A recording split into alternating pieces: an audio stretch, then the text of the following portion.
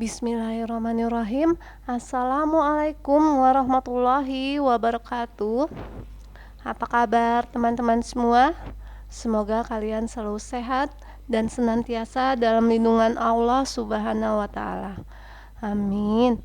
Bertemu lagi dengan Ibu Siti di Sentra Matematika. Nah, teman-teman, ini adalah pekan ketiga kita atau pertemuan ketiga kita di semester ini. Dan di pekan ini, tema kita masih membicarakan tentang mikroorganisme. Kalau di pekan lalu, kita membahas tentang mikroorganisme dan peranannya dalam kehidupan sehari-hari. Nah, di pekan ini kita akan membahas tentang mikroorganisme dan kerugian yang ditimbulkan olehnya. Jadi teman-teman, sebelum Ibu Siti lanjut ke materi matematika, Ibu Siti akan menjelaskan sedikit ya tentang tema kita hari ini. Ya, jadi teman-teman, mikroorganisme itu tidak selalu menguntungkan, tapi bisa juga menyebabkan kerugian pada makhluk hidup lainnya. Contohnya, pada tumbuhan. Nih, pada tumbuhan, mikroorganisme bisa menyebabkan penyakit kanker pada batang jeruk.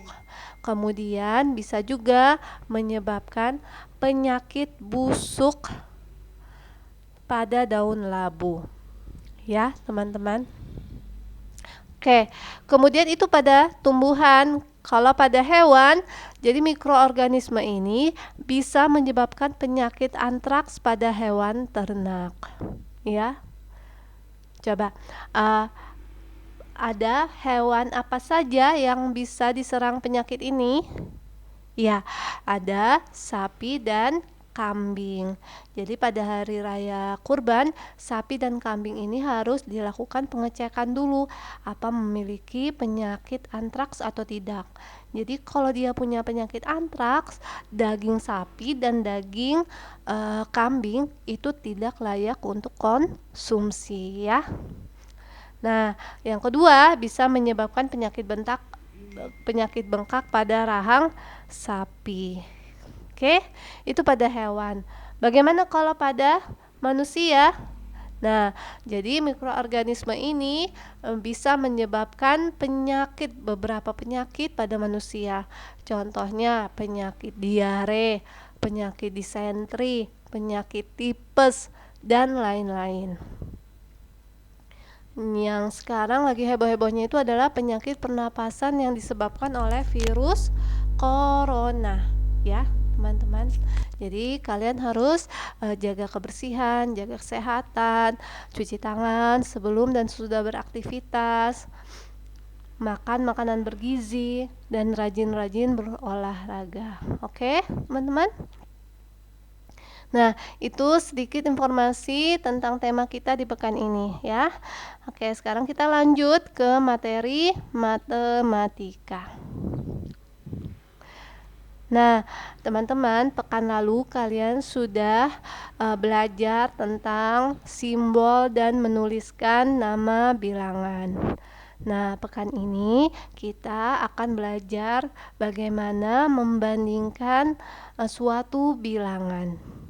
Jadi, membandingkan bilangan adalah cara untuk menemukan perbedaan atau persamaan jumlah antara dua buah bilangan, benda, dan lain sebagainya.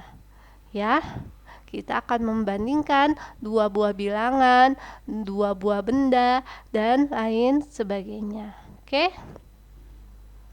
Nah, sebelum kita membandingkan bilangan, kita harus tahu dulu simbol dari perbandingan.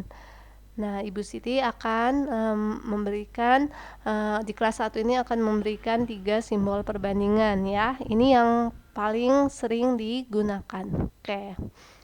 Nah, yang pertama seperti ini. Perhatikan ya, teman-teman. Nah, ini mulutnya terbuka ke kanan. Mulutnya terbuka ke kanan seperti ini. Nah, simbol ini artinya adalah dia lebih kecil ya. Kemudian simbol yang kedua adalah seperti ini. Ya, teman-teman perhatikan. Nah, mulutnya terbuka ke kiri. Artinya simbol ini adalah lebih besar. Nah, simbol ketiga seperti ini, 2 garis yang sejajar.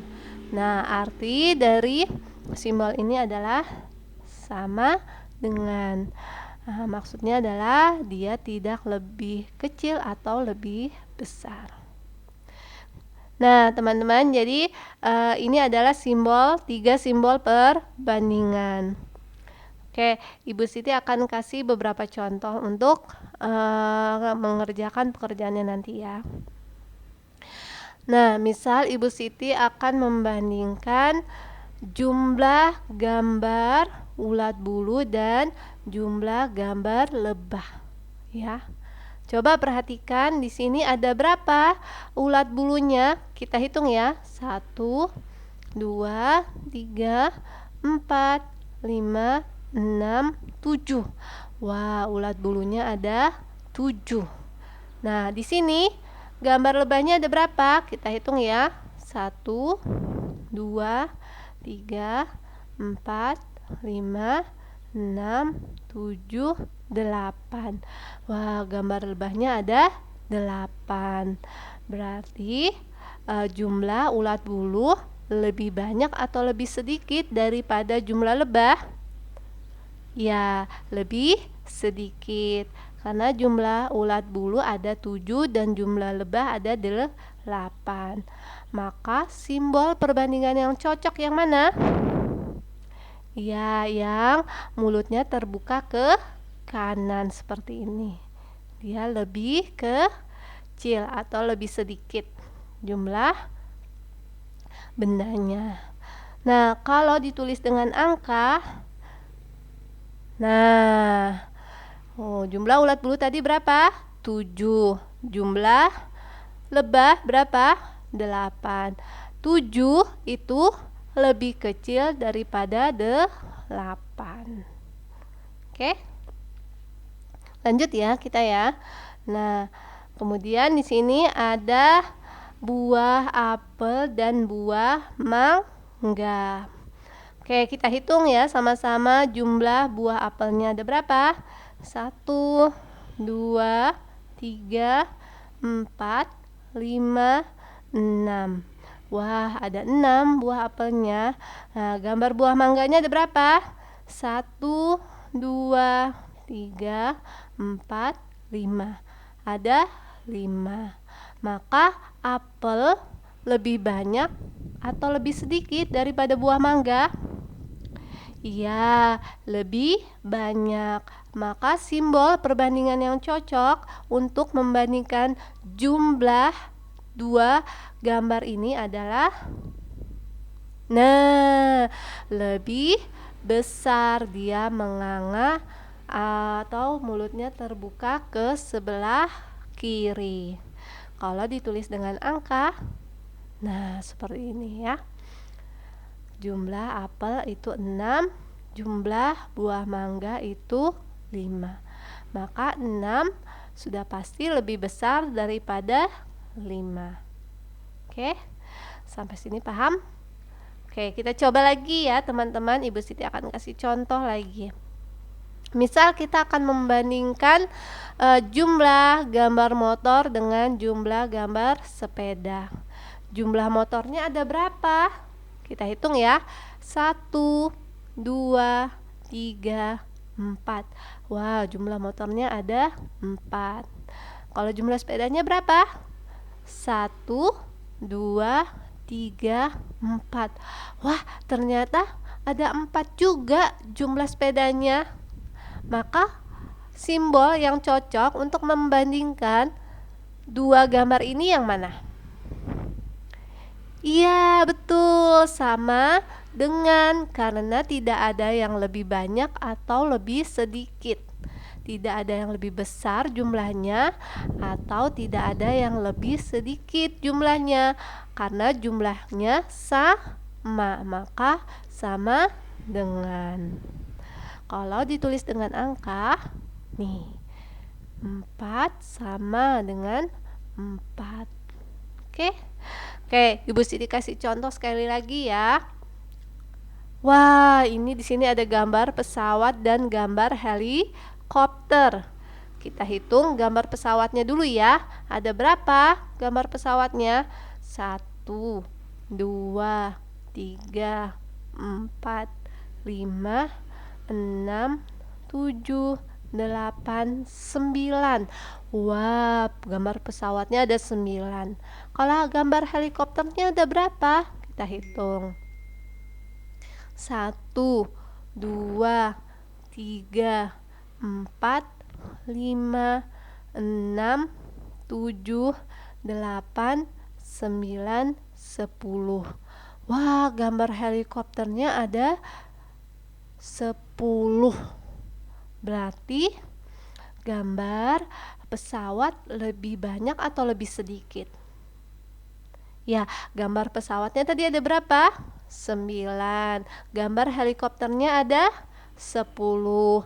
Maka gambar pesawat lebih sedikit atau lebih banyak? Ya, betul, lebih sedikit. Maka simbol perbandingan yang cocok adalah dia simbolnya adalah yang mulutnya terbuka ke kanan. Kalau ditulis dengan angka, karena jumlah pesawatnya tadi ada 9 dan jumlah helikopternya ada 10. Maka 9 itu lebih kecil daripada angka 10. Oke, paham teman-teman? Insya Allah kalian paham ya. Nah, alhamdulillah materi hari ini selesai. Semoga nanti kalian dimudahkan dalam mengerjakan pekerjaannya nanti ya teman-teman. Sampai bertemu lagi pekan depan di materi berikutnya. Dan Ibu Siti tutup dengan Assalamualaikum warahmatullahi wabarakatuh.